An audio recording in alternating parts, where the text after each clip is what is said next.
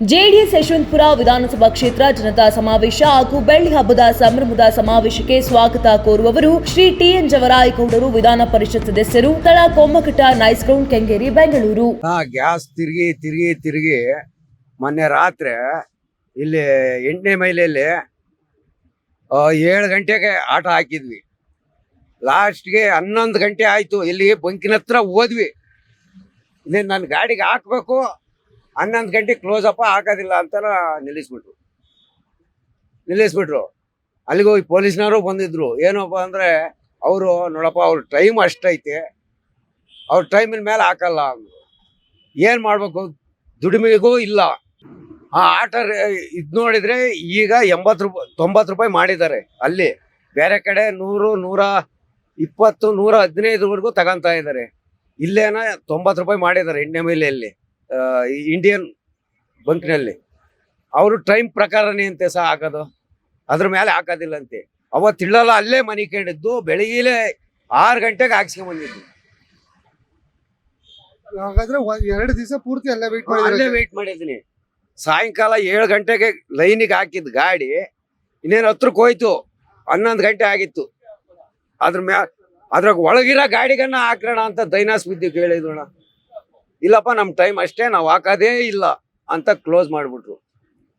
ತಿರ್ಗಾ ಎತ್ಕೊಂಬಂದ್ರೆ ಬೆಳಗ್ಗೆ ಲೈನ್ಗೆ ಹಾಕ್ಬೇಕು.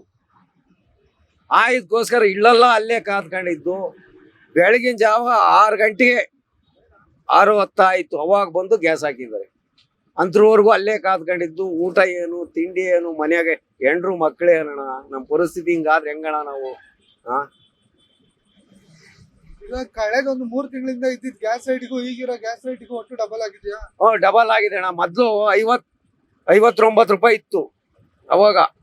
ಈಗ ಈ ತಿಂಗಳಲ್ಲಿ ಇದಾದ ಕಿಲಿಗೂ ಒಂದೊಂದು ಬಂಕಿನಾಗ ಒಂದೊಂದು ರೇಟ್ ಮಾಡ್ತಾ ಇದಾರೆ ಅಣ್ಣ. ಆ ರೇಟಿಗೆ ಗುಣ ಟೈಮ್ಗೆ ಆಗ್ತಾ ಇಲ್ಲ. ಹೇಳ್ತೀನಲ್ಲ, ಅವತ್ತು ರಾತ್ರಿ ಇಳಲ್ಲ ಮನೆ ಕಂಡಿದ್ದು. ಡ್ಯೂಟಿ ಎಲ್ಲಿ ಮಾಡೋಕ್ಕಾಗುತ್ತಣ್ಣ? 2 ದಿನ ಗಟ್ಟನೆ ವೆಯ್ಟ್ ಮಾಡ್ಕೊಂಡು ಇದು ಮಾಡಿದ್ರೆ ಡ್ಯೂಟಿ ಎಲ್ಲಿ ಮಾಡೋಕ್ಕಾಗುತ್ತೆ? ನಮ್ಮ ಪರಿಸ್ಥಿತಿ ಅಯೋಮಯ ಆಗಿ ಹೋಗುತ್ತಣ್ಣ. ಬಾಡಿಗೆ ಅಟ್ಲೀಸ್ಟ್ ಎಲ್ಲ ಜನ ಬರ್ತಿದಾರಾ? ಆ ಬಾಡಿಗೆ ಸ್ವಲ್ಪ ಸಿಗ್ತವೆ.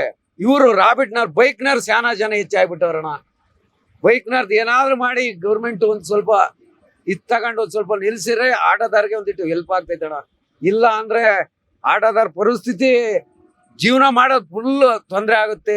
ರೂಮ್ ಬಾಡಿಗೆ ಕಟ್ಟಬೇಕು, ಮನೆಗೆ ದಿನಸುಗಳು ತಗೊಂಡು ಹೋಗ್ಬೇಕು, ಹೆಂಡ್ರು ಮಕ್ಕಳಿಗೆ ಸ್ಕೂಲ್ ಫೀಸ್ ಕಟ್ಟಬೇಕು, ತಿಂಗಳು ಬಂತು ಅಂದ್ರೆ ರೇಷನ್ ತರಬೇಕು.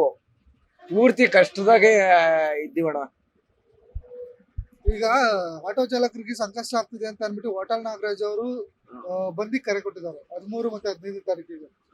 ಏನು ಆಟೋ ಚಾಲಕರ ಸಾಲ ಮನ್ನಾ ಮಾಡ್ಬೇಕು ಈ ತಿಂಗಳಿಗೆ ಅಂತ. ಅದ್ರ ಬಗ್ಗೆ ನಿಮ್ಮ ಅಭಿಪ್ರಾಯ ಏನು? ಅಲ್ಲ, ಸಾಲ ಮಾಡ್ಬೇಕು ಅಂತ ಇದು ಮಾಡಿದಾರೆ. ಸಾಲ ಮನ್ನಾ ಮಾಡ್ಬೇಕು ಅಂತ ಇದು ಮಾಡಿದಾರೆ. ಅದ್ರ ಒಳ್ಳೇದೇ. ಈಗ ಸಾಲ ಮಾಡಿರೋರ್ಗೇನೋ ಇದಾಗುತ್ತೆ. ಅಕಸ್ಮಾತ್ ಏನೋ ಇದು ಮಾಡ್ಕೊಂಡು ಸಾಲ ತಗೊಂಬಂಗೆ ಇದು ಮಾಡ್ಕೊಂಡ್ರಿಗೆ ಏನು ಫಲಿತಾಂಶ ಸಿಗುತ್ತೆ? ಸಾಲ ಮಾಡಿದ್ರೆ ಒಳ್ಳೇದೇ. ಈಗ ನನ್ಗಾದ್ರೂ ಒಳ್ಳೇದೇ, ಈಗ ಇನ್ನೊಬ್ರಿಗಾದ್ರೂ ಒಳ್ಳೇದೇ. ಅದು ಕೆಲಸ ಮಾಡಿದ್ರು ಒಳ್ಳೇದೇ ಅಣ್ಣ. ಇದಾಗುತ್ತೆ. ಮೊದಲು ಒಂದಿಟ್ಟು ಈ ರಾಬಿಟ್ನವ್ರನ್ನ ಸ್ವಲ್ಪ ನಿಲ್ಲಿಸಿದ್ರೆ ಆಟೋ ಚಾಲಕರಿಗೆ ಅನುಕೂಲ ಆಗುತ್ತಣ್ಣ. ಇಲ್ಲದಂತೂ ಈಗ ಮಾಮೂಲು ಡ್ಯೂಟಿ ಮಾಡೋರೆಲ್ಲ ಆಫ್ ಡ್ಯೂಟಿ ಮಾಡಿ ಬೈಕ್ಗಳು ತಗೊಂಡೋಗಿ ಡ್ಯೂಟಿ ಮಾಡ್ತಾ ಇದ್ರಣ್ಣ.